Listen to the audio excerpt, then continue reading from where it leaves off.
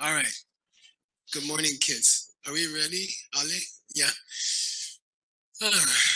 Okay. Good morning. Uh, so we were talking about the 5 houses, and I wanted to talk a little bit each day about the 5 houses. And the first house, as you know, yeah, is Classic's house. And so I wanted to say a little bit about it. I want to emphasize that we're still, as you noticed, we're still having meetings every day about what to do with the 5 houses. And we're just working on the structure, and we're just working on the idea. And we're very, very open to new ideas. So if you guys have ideas, please let Tim know. Okay.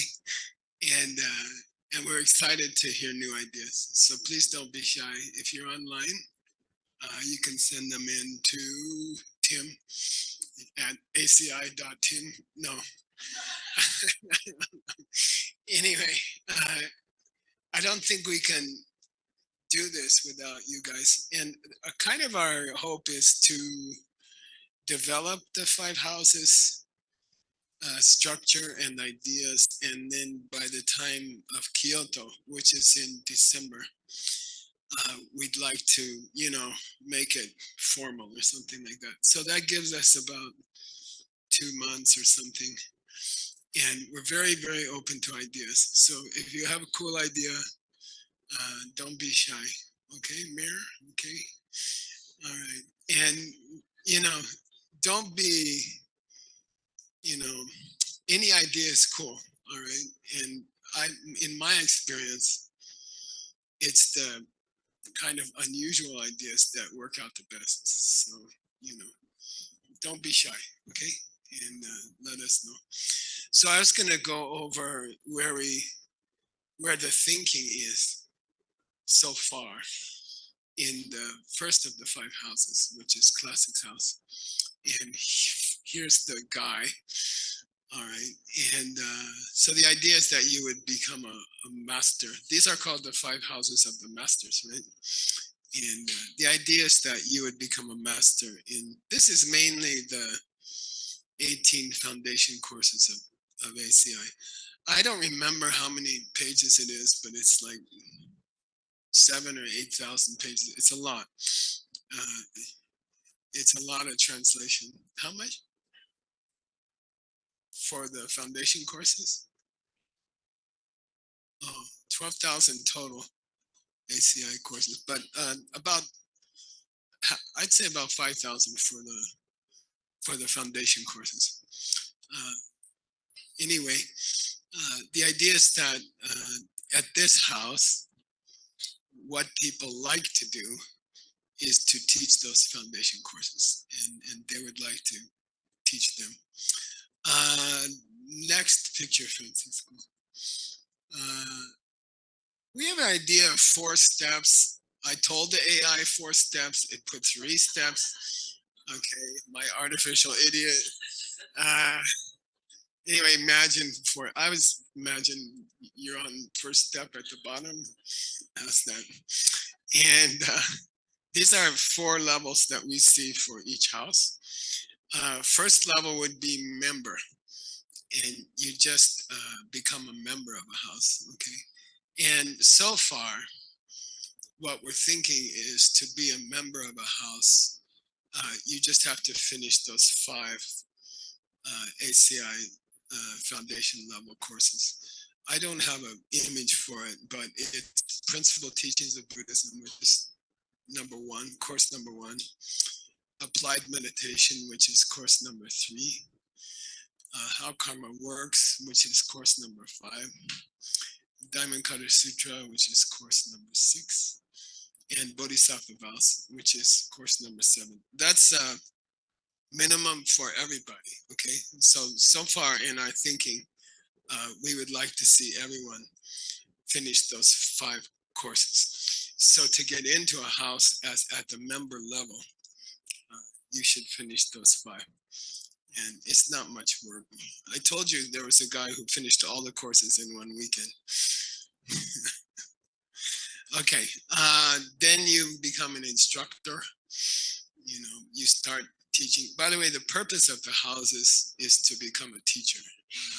You don't have to become a teacher. You can join Classics House and you can live in Classics House for the rest of your life as a member, and you don't have to teach. But the goal of the house eventually is to become a master in that house. So the first level of teacher is called instructor, and we don't have the requirements straight yet. Third level, I think we have an image. Oh no, that's it. And then the third level is teacher, and then the 4th level is master. And it's similar to the structure of a university. And I'm thinking of Princeton. There's a university, and then there's all these different departments. And inside the departments, there are levels similar to, they would call it lecturer, assistant professor, and professor. Then tenured professor, something like that. And so it's a similar structure to that. And there are the decision of whether you become a teacher or a master in a house. It's partly made by the department, your department head or your department management, and then the university has certain requirements so that the departments, generally when you're a master in each house, you're generally at the same level, some kind of same level. And we don't have uneven houses, or some houses where you have to work for 10 years to be a master, and some houses where you get to be a master the next morning if you know the person. Okay, which happens. Okay, and that's that tension between the university and the departments. That goes on forever. The departments are always trying to do something sneaky, and the university is always too slow. And there'll always be this kind of tension between the management and the houses. That's okay. We expect that. Next picture. This is the ancient description of all the ACI courses. And so generally there's 18 courses, 15 foundation courses, 3 review courses. And that's what the outline used to look like. That outline emphasizes the roots of the 18 courses as the 5 books of the Geshe program. Okay, so the Geshe program is roughly 5 years on each of 5 books, average 5 years on each of 5 books. And so when I used to show my students what my plan was for the next 6 or 7 years, I would show them this document. And it was just basically tied the 18 courses to the 5 books of the Geshe course. Okay, that's the 18 courses. Somebody was, no, I'm gonna talk about that later. Okay, thank you. Next picture. I personally don't see, I don't see how you can be in the classics house if you don't do a little mixed nuts. So my idea is, and I didn't talk about this with me and Tim talked about it a little bit, but I would imagine that you should, Tim. I was thinking there are 12 Shenzong Tower books going on all the time. When somebody finishes a book, they get another book the same day, as you noticed. Uh, so, I mean, there's always 12 active books going on, and they cover all the topics. They cover the five great topics of the Geshe course. They cover the topics of the five houses, okay? And I don't think that a master in the classics house should have to learn a foreign language. I don't think so. But I think that it would be good. I would say, I would propose, Tim, that they follow two of the books through the translator program. Okay, so they don't have to memorize those books. They don't have to learn to translate those books. They don't have to learn Chinese, Sanskrit, Tibetan. But they should attend the courses for two books. Okay. And that means right now, that means you would attend about 2 to 3 classes per month. Okay. And that's not going to kill you. Okay. You can sleep through them. It doesn't matter. All right. There's a special transmission system. You fall asleep, Word teaches the class, it comes to, okay? So I imagine that it would be strange if you were the classics master and you didn't know what was going on with the translations, or you didn't care about it or something like that. I think, but I also don't think you should have to be a translator. I think we're past that stage. So anyway, you should be interested in the Shensong Tower Mixed Nuts program.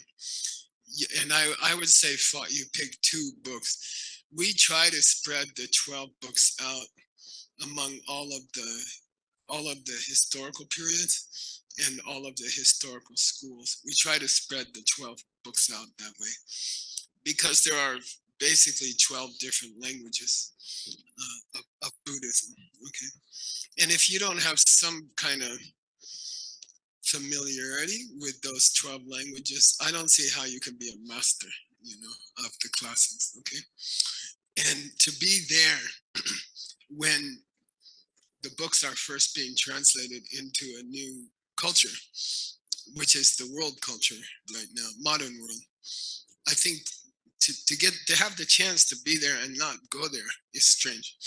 Okay, if it's happening in your lifetime, that the classics are entering the modern world, then I think you should at least stand at the gateway while they are passing through. Okay, and you don't have to do anything. You just have to come to the class. Okay, it's also a chance to make a lot of money, as Word can tell you. Yesterday was proof of karma that he gave me $100. All right. Okay. All right.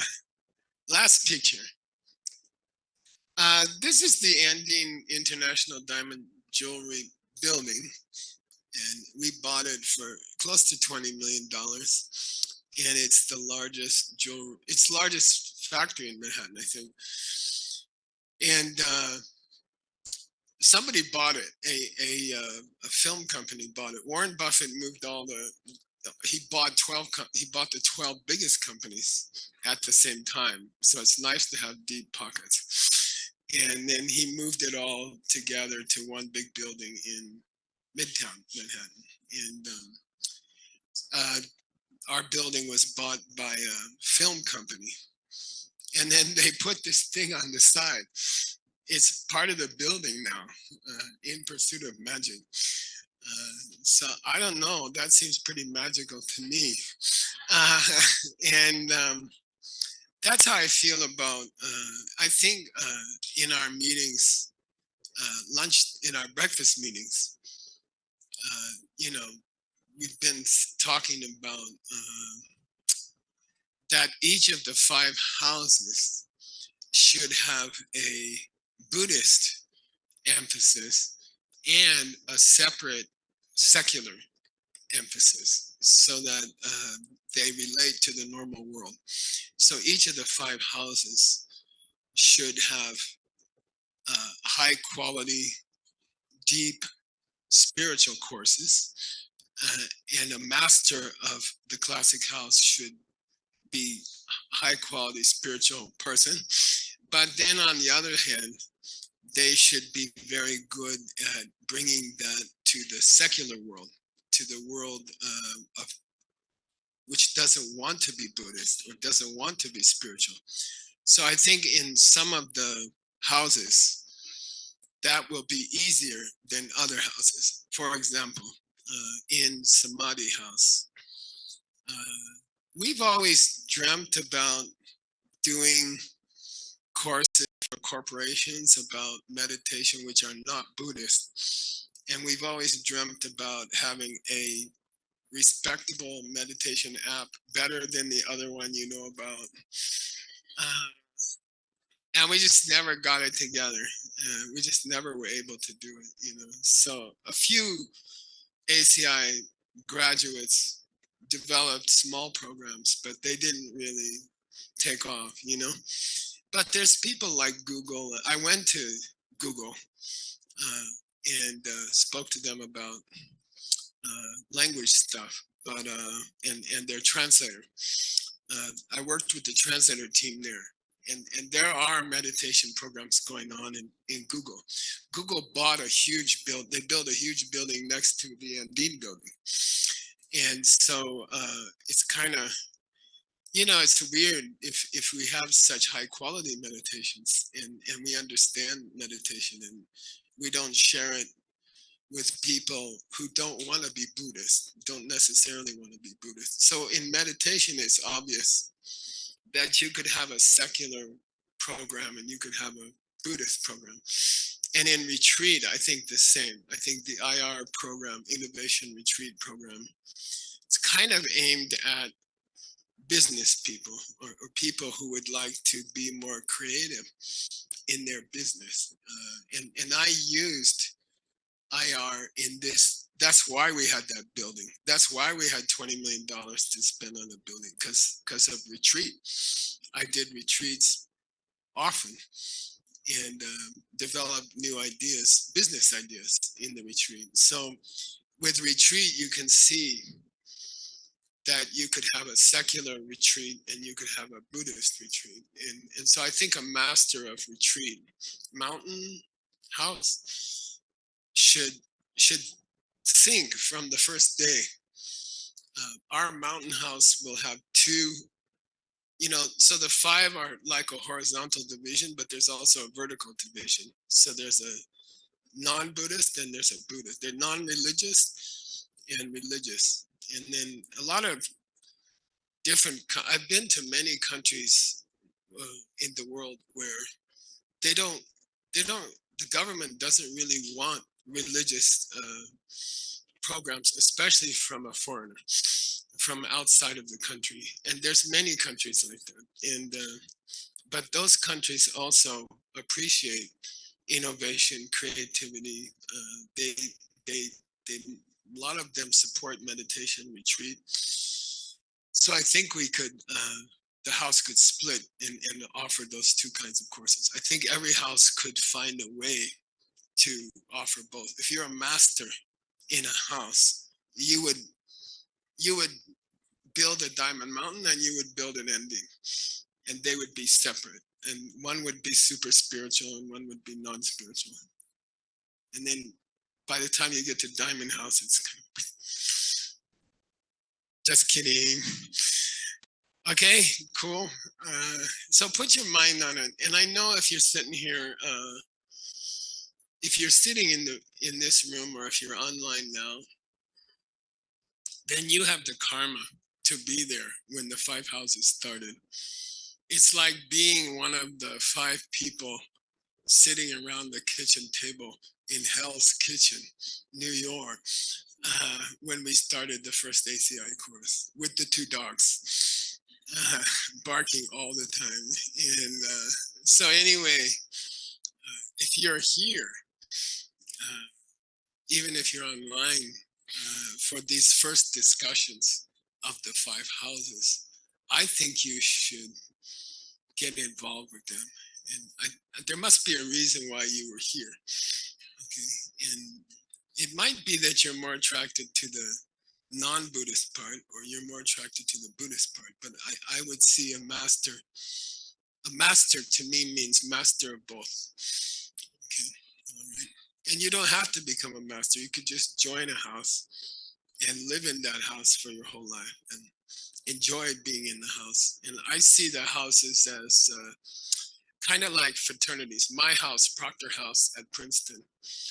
I went back there with Stanley Nelson and Robin, and I sat down with the head of the house for an hour. And we're like brothers, and we never met each other physically. And but we're from the same house, so we have this bond, and that's so cool to have a bond with your house, to have a bond with your housemates, even many generations apart. You know, I was telling him about the early housemasters. He's like, "Oh, I didn't know about that one." So okay, cool. All right, we better get to class. Francisco. I guess we're on. Let me see here. Yeah, Arya Nagarjuna, class 3. You're gonna show me item 6.17, which is a crying baby.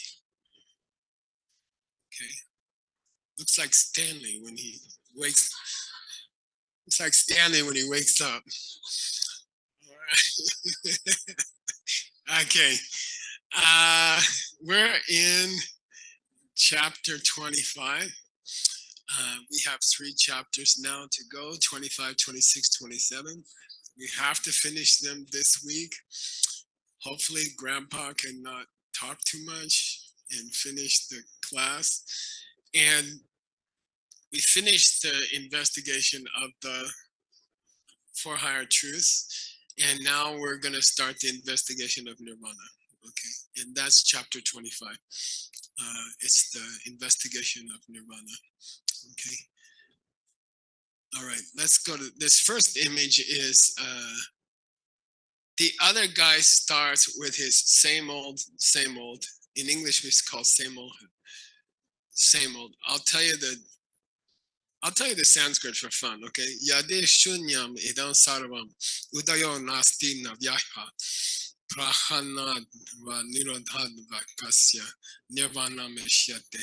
How if everything's empty and nothing can start and nothing can stop, then how can you reach nirvana? He's got the same old complaint. If everything's empty, I don't see how there can be a nirvana. And specifically, I don't see how you can stop human suffering or sentient suffering. I don't see how you can stop it. If there's everything's empty, if nothing starts and nothing stops, I don't see how you could reach nirvana. And he uses 2 verbs in his complaint. He says in Tibetan it's a bong and gak. Okay, so bong means give up something, and gak means shut the tap, you shut the flow. Okay, give up and shut the flow. Okay, and we have a nice commentary from Chonin Lama. So I'm following Chonin Lama Drakpa Shudup's commentary, which is great. And I got the good carving of it 2 days ago. I've been working on it for 7 years. Okay. And that's kind of frustrating because I have to redo the whole thing. We put together, Chonin Lama's works were destroyed during the Cultural Revolution. We started putting them back together. And we actually sent someone on a bus to Chonin Monastery. It's pretty cool. And he finished. His name is Jason Dunbar. He's an early ALL guy. He did a great job, and he went there at the cost of many diarrhea sessions. he got a copy of all the books, but it was a terrible, terrible copy. And one copy came from another city. And anyway, we found, I was using a bad copy up to now, but we just found a good one. So I have to start the whole thing over. Anyway, he says, Bong, or to give up something means your nyomongs, negative emotions. And I'm not going to go too much detail into it, but he says nyomong ba. So there's a difference between klesha, which means negative emotion, or kleshik stuff. This computer is kleshik stuff. It's part of samsara, but it's not a negative emotion, unless I'm late for class. Okay. Anyway, he says give up basically negativity, mental negativity, and gok is interesting because classically, when you say gokpa or gog, it means stopping. And then they always say nyer lenki pumbo, the 5 parts to you that you took on, the 5 parts to you that you took on when you were born. Okay, so when you were born, you said, you went to the store and you said, oh, this mind looks pretty good and this body's okay, and you made choices and you took on 5 pieces. Okay, so in nirvana, it's kind of defined as stopping the 5 parts to you that you took on. Okay, which is your body, your feelings, your capacity to discriminate between things, all your other mental functions, and certain little things about you, and then your main consciousness, okay, your main mind. In English, you can say body and mind, okay, the body and mind that you, mind-body complex that you took on when you were born, okay? So that stopped in nirvana. And I'll give you a clue, okay? I'll give you a clue. We don't say nirvana is stopping the 5 parts of you. We do say nirvana is stopping the 5 parts of you that you took on. What's the difference? Yeah, you could have parts of you that you didn't take on. In other words, the taking on is the bad part. Okay, being forced into a body which will die is bad. Having a body which doesn't die is fine. Got it? You can have the 5 parts to a person, but you shouldn't have the 5 parts to a person that you took at birth. When you took birth, you made a mistake at birth. Actually, you were forced to. Don't. It's not your fault. It is your fault. Anyway, you took a certain body on, and it's a nirlengi pubo. It's a taken on body, and it will die. It has to die. Okay, it has to get old. It has to die. Okay, so he says nirvana really has 2 parts, and Nagarjuna says nirvana has 2 parts. One is get rid of your negativities and everything involved with them. And then secondly, get rid of the 5 parts to you, which you took on, Nirlan. Okay, that's crucial. In this discussion of nirvana, that's crucial. Okay, we're not, well, we got to talk about it. Okay. Next picture, Francisco. Yeah, this one the AI did not too bad. By the way, Tim, my AI, he's not, my AI has a option on it.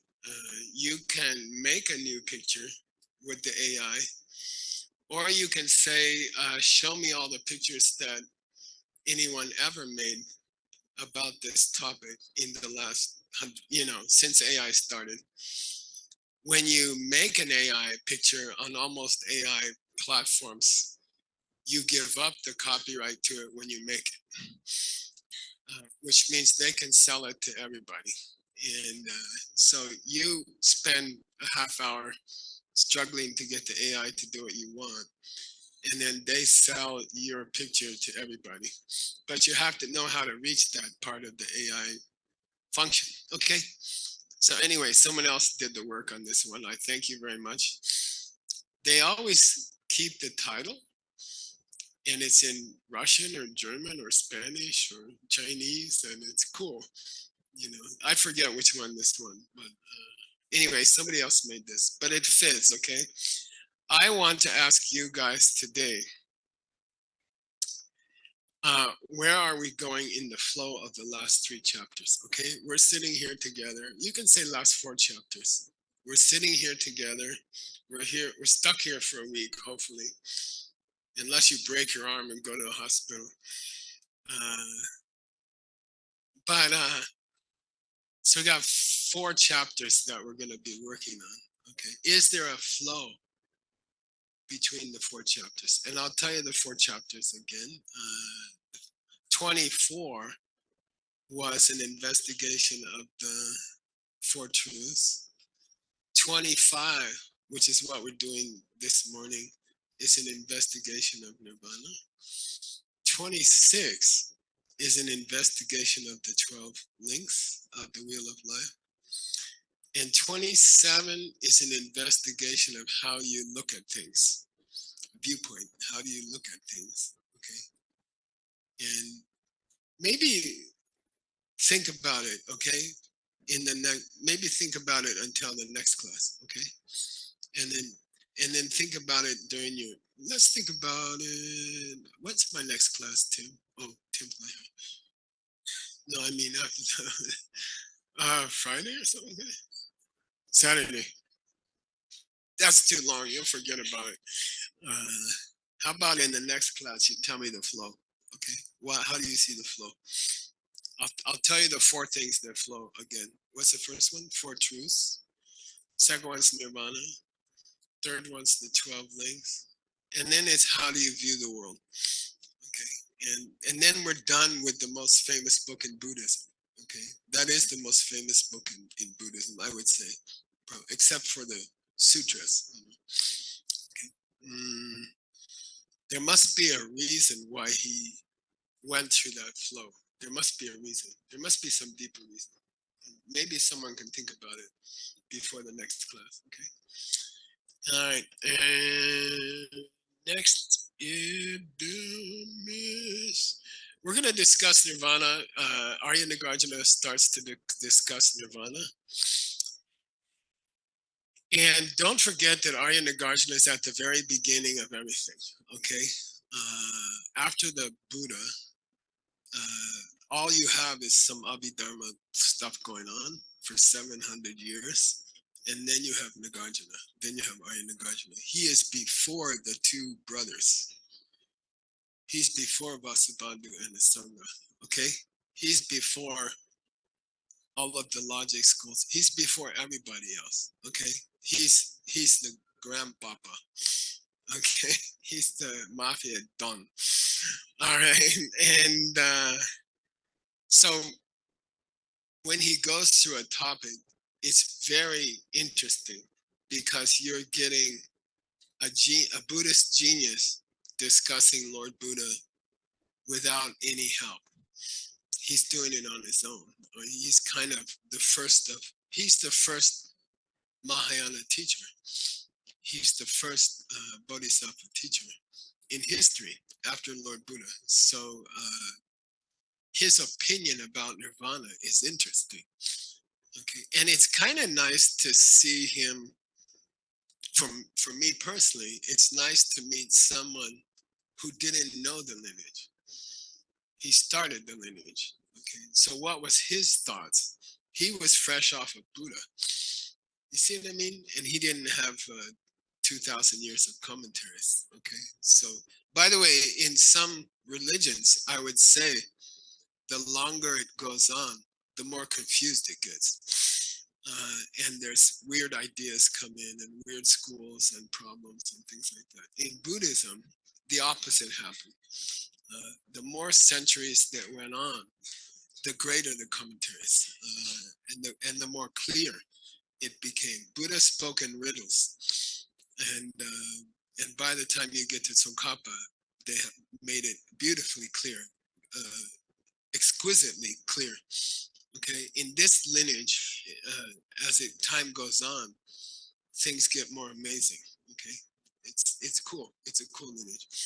Okay, so anyway, here's I call this picture. I gave it a name. Here today, gone tomorrow. This is an American idiom. Here today, gone tomorrow. Oh, like I don't know. You meet a cute boy in high school, and you're like,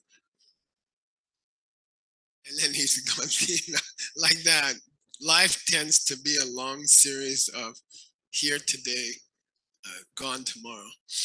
And the way that the early Buddhists, like Abhidharma people, before Vasubandhu, okay, Vasubandhu was at the end of Abhidharma. He wrote the summary of what the school thought after it died, or as it was dying. He wrote the great Abhidharma Kosha.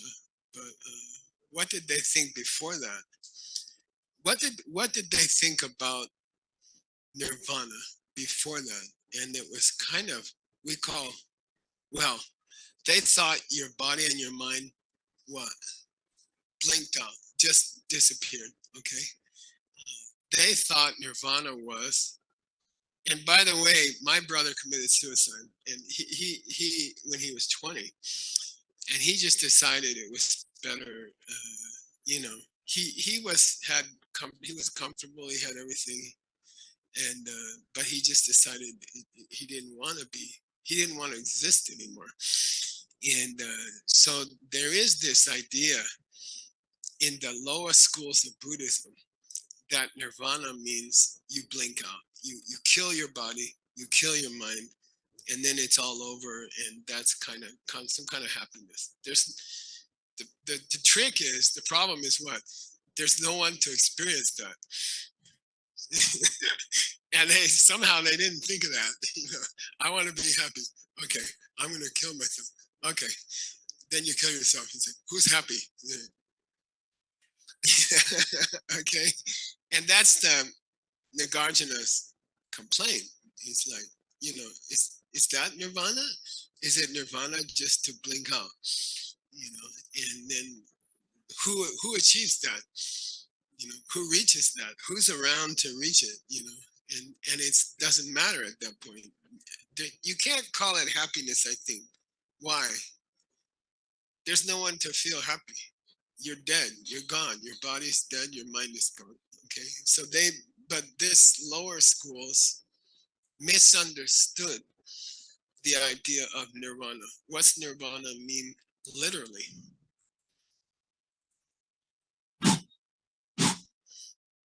Okay. Nir means out. Van means blow. The word fan comes from van. Okay. The word like a fan in a hot room is called it comes from van. Nir means out. It became nil. It became negative. Okay, so it means to blow out. So they heard the word nirvana and they said, "Oh yeah, I'll blow out my body and I'll blow out my mind, and then I'll be happy." Okay, cool. And I think there was a band in America called Nirvana, and the head of the band killed himself, and so everybody thought nirvana must be like that. It must be how you just kind of disappear or something. Like that. Okay, that's an old idea of nirvana. Then that developed later into another idea of nirvana. Okay, and we call sakche and sakme. Okay, sakche and sakme. And the early Buddhists who misunderstood Lord Buddha, they said you reach a point of where you're ready to go to nirvana, but you still have your old body and mind. Okay, and so you just live in it until you die, and then you reach real nirvana. Okay, so there's like a temporary nirvana. At some point in your ACI studies, you reach perfection, personal perfection. but you're not dead yet.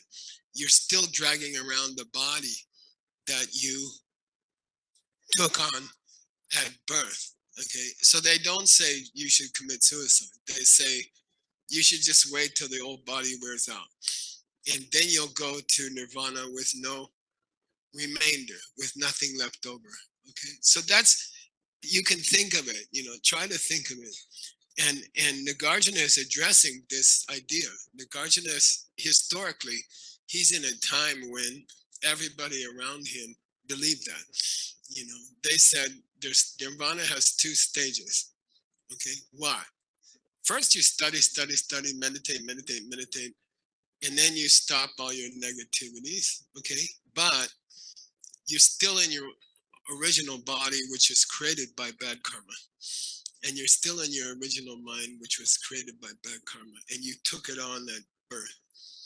And then if you can stop doing bad things, then that old body will slowly wear out, and then you go into some kind of blink out. Then you blink out.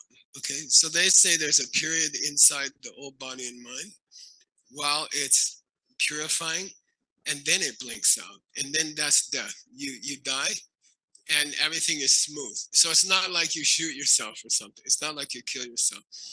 You stop making bad karma. Your old body and mind created by bad karma wears out, and then you reach nirvana with no remainder. Okay, so they call it, first you have a nirvana with something left over from your birth, and then later you reach nirvana without anything left over. So they always put it into two pieces like that. First you're in samsara, and you're caught in the wheel of life. Then you get out of the wheel of life mentally, but your body hasn't caught up yet. And that's called nirvana with something left, with something lousy left over. And then that dies, that wears out, and then you reach nirvana with nothing left over. So that's the lower school's presentation of nirvana with something left over. And then later comes nirvana with nothing left over. Okay, got it? Now, next picture, Francisco. I got an idiot. I'm sorry. AI, and not IR. And I'm sorry. And I spend. My wife knows I spend many, many, many hours every day working on this stuff. And I tell the AI do this, and he's like, duh. And I spend about half an hour on one picture, and then I say, I'll just take it. Anyway, I said, show me a diamond with a subway running left to right behind the diamond. And he just couldn't get it. So the idea here, okay, there's a diamond on the subway platform, and the subway train is moving down the platform. Okay, got it? So the train is approaching the platform. There's a huge diamond in the platform. The train hits the diamond level line, and then the train continues beyond past the diamond. Got it?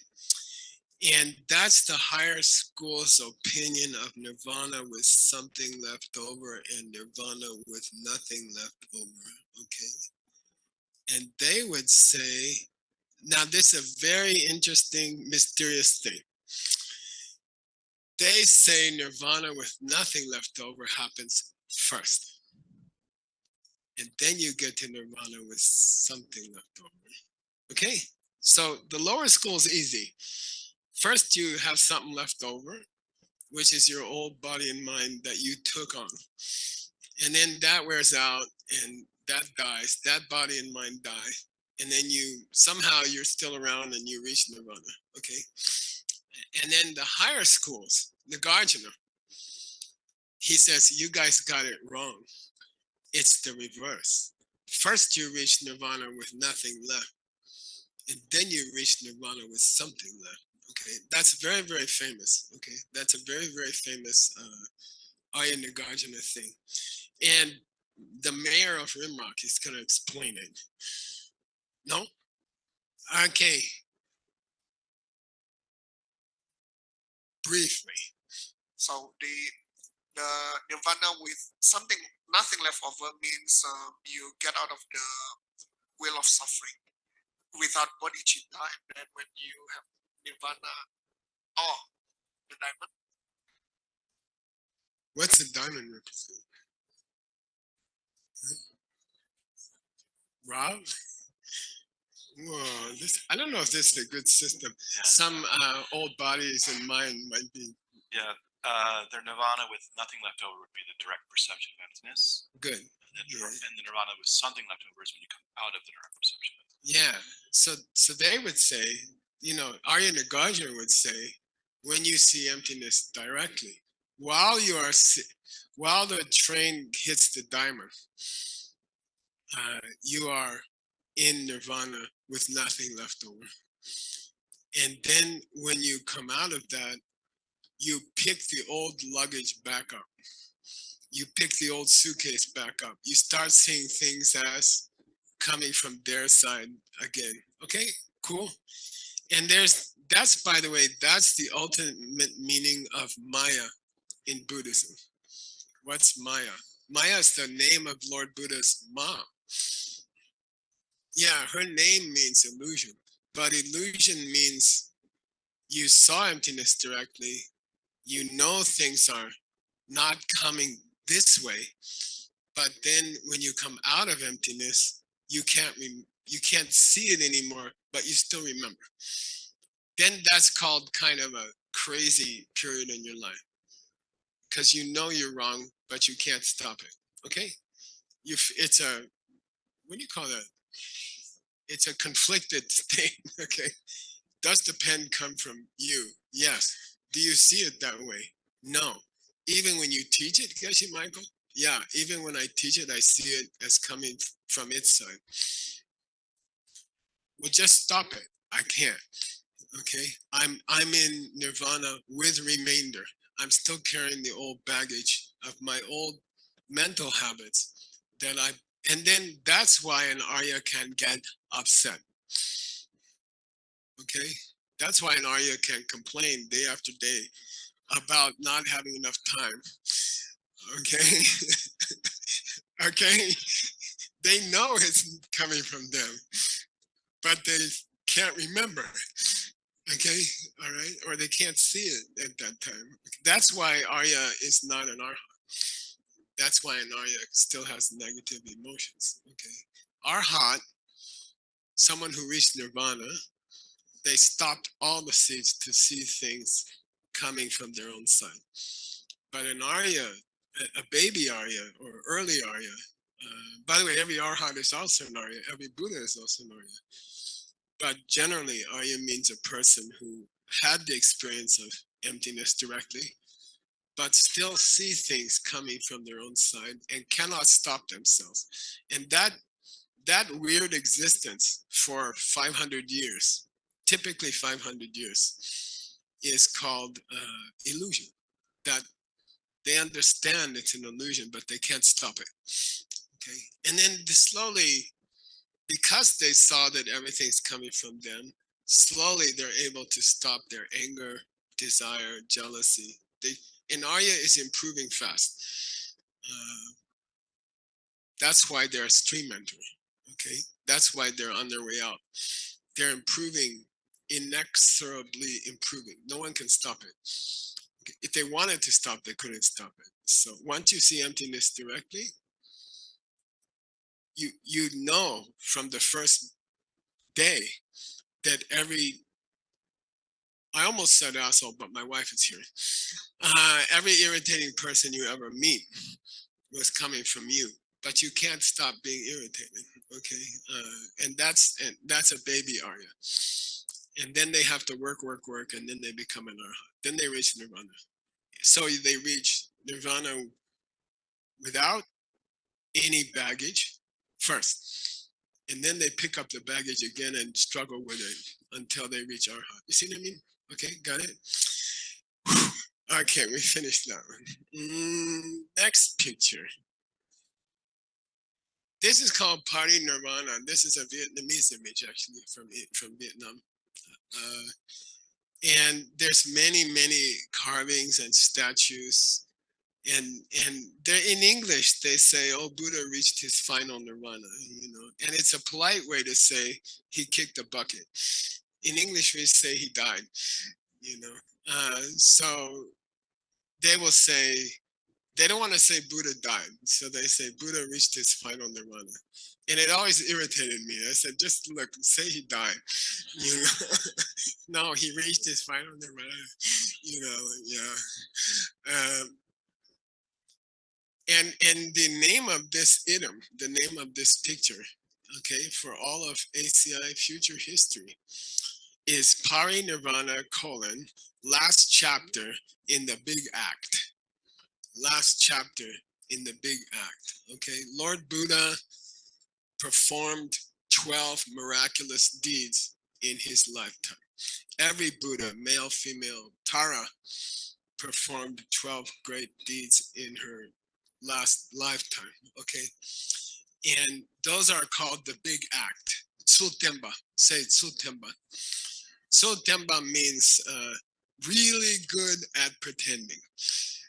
Okay, and the whole thing, from getting born to growing up in the palace, to seeing the dead man, to going out to the forest, to hanging out with his 5 friends, to sitting under the Bodhi tree, to reaching his enlightenment, to sitting for 7 weeks because no one's going to understand this, and then teaching for the rest of his life, and then lay down and parinirvana, what do you call it? Final nirvana. It's all a big show, okay? It's all a big play. And it's played out countless times on countless worlds, okay? Many Buddhas are playing right now on different planets, Karine had this beautiful, where are you?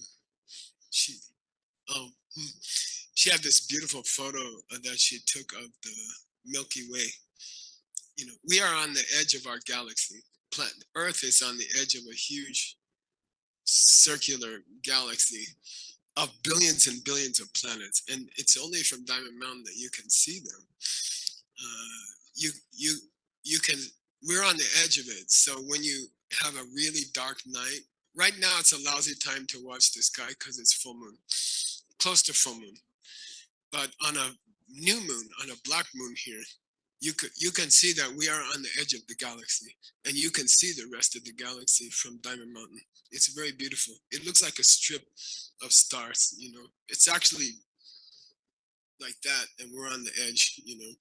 So on they say in a 1-inch square, there's billions and billions of planets. So there are billions of Buddhas right now pretending to get born, pretending to get educated, pretending to get a great idea, and then pretending to reach this kind of nirvana. Why I show this kind of nirvana is I want you to forget about it. Okay, it's got nothing to do with nirvana. Okay, Buddha didn't have to die. Buddha didn't lay down, even though he looks comfortable. Okay, so just cancel that. In your list of nirvanas, just forget that one. Okay, that's all a big show. Okay, all right. It is, though, a very important teaching on impermanence, and every Buddhist leader and every Buddhist teacher will talk about their own death, the end of their teaching, the end of their time on this earth, and that's Buddhism, and I like it. I think it's good. I think to have a religion where the leaders of the religion say, look, you're all impermanent and I am too, and let's do what we can do while we have time, because we won't be here long. I think it's great. I think it's beautiful. Okay, I think that Buddhist leaders can say, Buddha himself said, look, I'm going to disappear, and then my teaching will disappear in this world.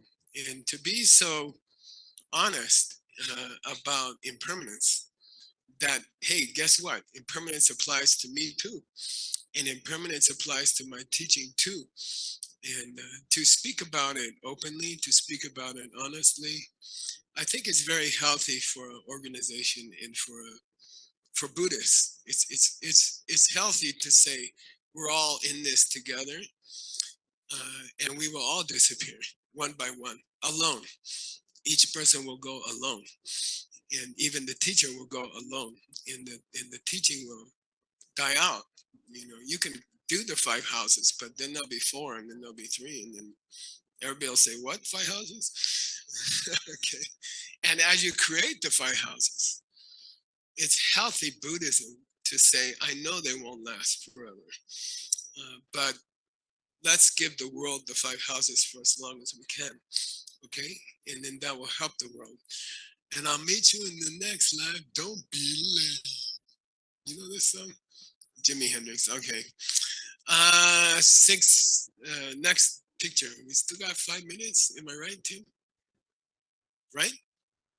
Oh, we got that thing called Q&A. Guess I forgot what it is. Okay. Next picture. Yeah. Then Arya Nagarjuna says, look, does nirvana last forever? Okay. Does nirvana last forever? Now, as a Buddhist, try to understand the contradiction here. You have to trigger, you have to create, you have to give birth to your nirvana. And then it's going to last forever. And you won't pop out of nirvana, which means come back to a dead body. You see what I mean? Do you get the problem? All things which have causes die. All things which are created come to an end. So the other guy's like, what about nirvana, Mr. Arya Nagarjuna? You know, can you achieve nirvana? Yes. Does that mean you didn't have it and then you had it? Yes. Does that mean you did something to make it happen? Yes. Then how the hell can you stay there forever? You know, then it's impermanent. Your big teaching, Mr. Buddha, or Mr. Nagarjuna, your big teaching is anything that has a cause will end. Then how come we don't pop out of nirvana? You know, how can you stay in nirvana forever? That there's no such thing. You taught there's no such thing. How can you achieve a thing which lasts forever? There's no such thing. Okay, that's pretty cool, right?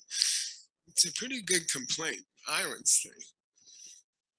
Now, I'm going to give you a clue, okay? And you can chew on it in your retreat. Okay, I'll give you a clue. And by the way, the next topic we're going to cover is the wheel, right? The 12 links of the wheel. So we talk about dependence. There's a big deal in Buddhism. Everything is dependent. Everything depends on something else, right? And there's 2 kinds of dependence, all right? Number 1, all things depend on their causes. Okay, all changing things depend on their causes. So, I don't know, rice depends on rice seed, wheat depends on wheat seed, corn depends on corn seed, 西瓜 depends on 西瓜的种子. I'm not as good as Jasmine, but I learned 1 word for every 100 words she learned. Anyway, that's one kind of dependence, okay? And by the way, the lower schools are kind of obsessed by that kind of dependence, cause and effect, okay? What's dependent origination? All things start in dependence on other things, okay? And then you have to appreciate that there's a higher dependent origination, okay? And that's that all things depend on your perceptions, okay? All things depend on your how you see them, okay? All things depend on names or all. By the way, when you say the higher dependent origination, doesn't mean all things come from causes. It means all things come from your perceptions, okay? All things come from your seeds, okay? All things come from names, okay? And there's a big deal about names and labels. And all I want you to remember, okay? And never forget it, okay? When Buddhism says names, all things are name only, name only, label, all things are labeled. It means all things are ice cream with chocolate sauce. Okay, what's that mean? It means that we take the parts of a pen, the tube and the color, we take the shape and the color, okay, and then on top of it, we pour the chocolate sauce. I'm getting hungry. We pour the chocolate sauce of the pictures that come out of our mind, and that's dependent origination. Okay, the higher dependent origination doesn't mean everything comes from causes. The higher, the real dependent origination means the world is all pieces which are put together by your mental pictures. And each person has different mental pictures. Okay, so each person is experiencing a different world. Okay, an insect doesn't see a pen. A dog doesn't see a pen. A human sees a pen. The parts are the same. The pieces are the same. Okay, but their mind has a new picture on top of that, and that is timeless, and that is not what you would call cause and effect. Okay, it is not. That's a dependence, which in a way is beyond time and is beyond growing and stopping. Okay, in the moment that is happening, it's beyond time. It is not seeds and sprouts. It is pictures and parts, and that's beyond time. Okay, you can have pictures on top of parts and not talk about seeds and sprouts. You see what I mean? There's two kinds of dependence in Buddhism. One is over time. The seed causes the sprout. Okay, that's a lower school dependence. Higher dependence. The pen in a single moment. The pen in a single moment is just pieces of something that you put your pictures on, and that's eternal. That happens in a moment. Okay, that's the relationship of a whole to the parts is different than that dependence is different from the dependence of planting a seed and then having something grow out of it. Okay, so which one do you think is Arya Nagarjuna's version of nirvana? He wants the higher dependent origination. He says, no, nirvana is not something that wasn't there and then was there because you planted a seed. Nirvana, when it happens, is a timeless mental picture on timeless pieces. Therefore, it doesn't come and go. Therefore, it will not end. Therefore, you can keep it. Okay, you gotta cook it. Okay, you gotta cook it. You gotta cook the difference between two dependent originations. Okay, one is easy. You know, kill somebody, you will be killed. Those who live by the sword die by the sword. That's so beautiful. Okay, that's one.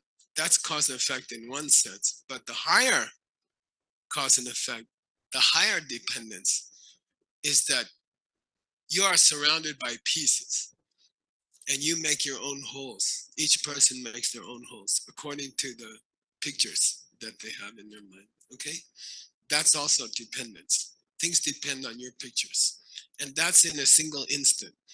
That's in a single instant. Okay, and that dependence in a way is timeless. If you could achieve that kind of nirvana, you could stay there.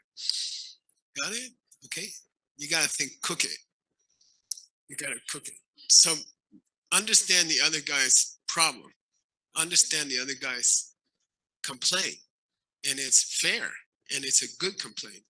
How can you achieve nirvana and stay there. Because all things with causes have to end. Then you should pop out of nirvana after a while. When the seeds wear out, you should pop out of nirvana.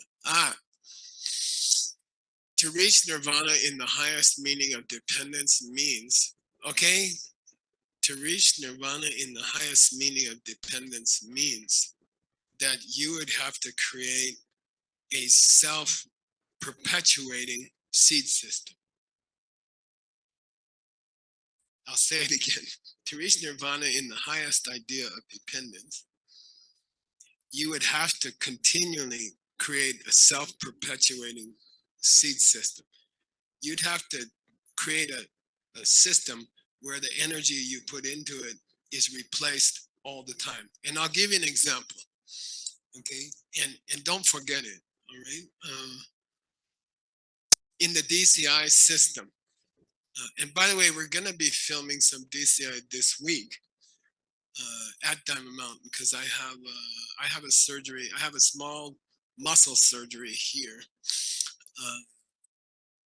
in 2 weeks or something like that. So I can't do all the filming for SCIM during SCIM. So anyway, we'll be doing some filming like that. Okay.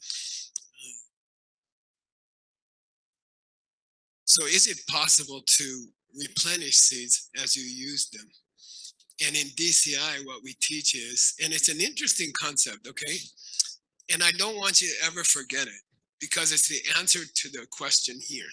The answer to the question here is, if you produce seeds for financial success, okay?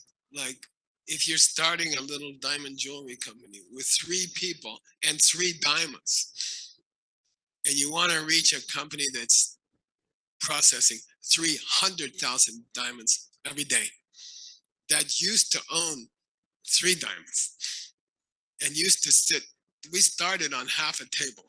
We rented half a table. The guy wouldn't let us sit on the other half of the table.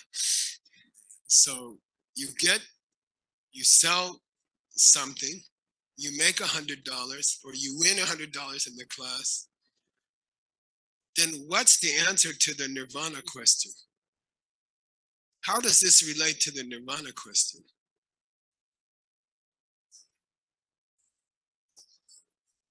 Reinvest. Yeah. Reinvest. Okay. Every time you get some result from your seed planting, take some of that money and donate it somewhere. Okay. And then that will double again, and that will double again, and that will double again. And that's the answer to the nirvana question. Okay?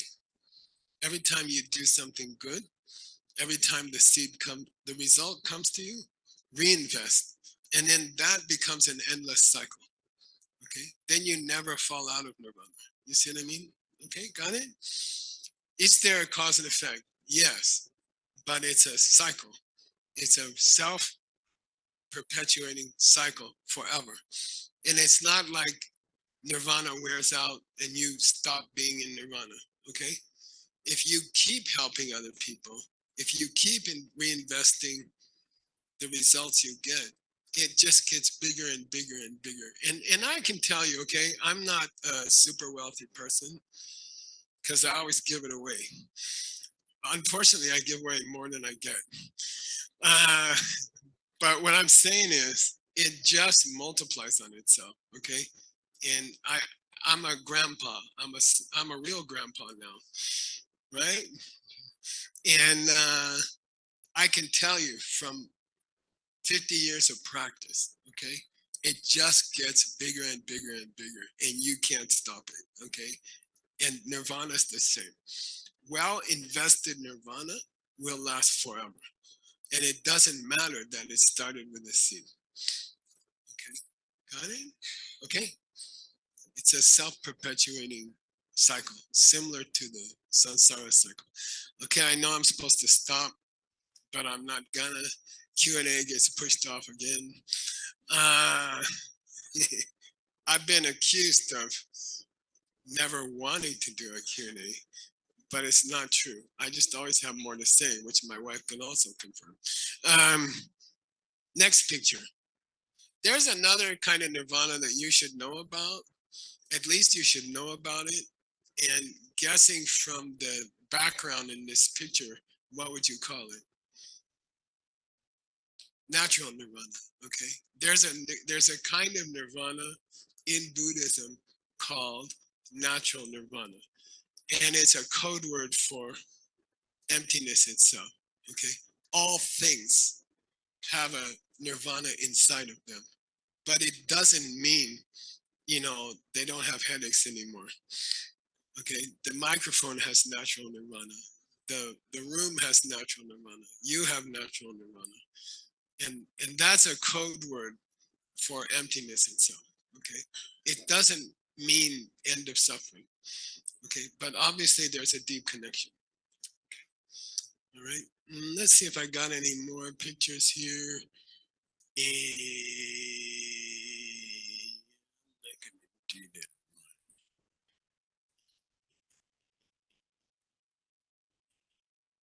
I think we finished nirvana. Let's see.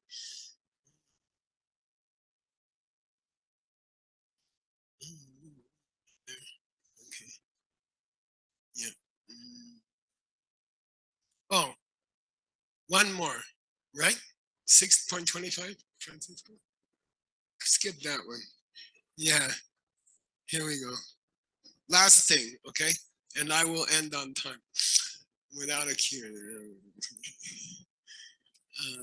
Nasansarasya nirvanat kinchidasti visheshanam. Na nirvanasya sansarat kinchidasti visheshanam. The Sanskrit is quite beautiful. Okay. There's not the slightest difference between samsara and nirvana. There's not the slightest difference between nirvana and samsara. And this is very, very famous Arya Nagarjuna talk. Okay, this is very, very famous. And like Arya Nagarjuna's teachings on emptiness, this verse has been misunderstood for 2,000 years. And then you get these weird Buddhists who say nirvana and samsara are the same. Therefore, I can just go to parties every night and get drunk, and it's all the same. Hangover and drunk is the same, and you hear Buddhist schools throughout history, weird, uneducated, stupid, negative, mistaken, suffering people who say, oh, Nagarjuna said nirvana and samsara are the same. So, I can just do what I like. I'm beyond morality. I'm a high yogi. I'm a real tantrika. I can kill things, and it's a holy thing, and I can do naughty things, and that's a good thing. And you hear this kind of thing. Okay, what did for $100? Impossible. Stop reading my mind. For $100, what did Arya Nagarjuna mean when he said nirvana is samsara and samsara is nirvana? And that he said, by the way, he said kepa chungse. Kepa chungse means no difference at all. It's like at all. Chungse means no difference at all. Okay, talk loud. As long as I understand, so it means that is samsara is cycle and nirvana is cycle, and as samsara starting with the seeds, we planting over and over. That's why it's causing cycle, the bad seeds, and then the good seeds we split us to nirvana, and we're gonna cycle in nirvana pretty much same time. That's what he meant, because it's coming from the seeds. Okay, there's a problem here. Sometimes somebody gives a $200 answer to a $100.